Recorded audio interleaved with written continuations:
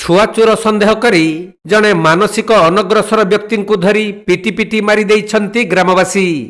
तेबे मयूरभंज जिला मुरुडा थाना डेंगाशोल लुधासाही ग्राम छुआचोर घुरुथुबा गुजब प्रचार होइथिला। तेणु जड़े मानसिक अनग्रसर व्यक्ति ग्राम निकट दे जाउथुवा बेले ताकू छुआचोर संदेह रे धरी निर्मम भावे माड़ मारिथिले। खबर पाई मुरुडा पुलिस घटनास्थल में पहुंची अति गुरुतर अवस्था व्यक्ति को उद्धार करी किसानतांडी गोष्ठी स्वास्थ्य केन्द्र को नहीं भी सेठारे चिकित्साधीन अवस्था तार मृत्यु होईछि। एपरी एक अभावनीय घटना पर अंचल में तीव्र उत्तेजना सृष्टि होईछि।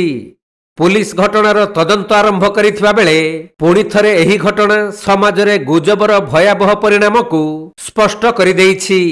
जदि व्यक्ति उपरे संदेह होइथिला ताहले उचित थिला पुलिस को सूचना देबा, किंतु आईन को हाथ को नहीं जड़े व्यक्ति को पिटी पिटी मारी देबा घटना एबे गंभीर प्रश्न उठाइछि।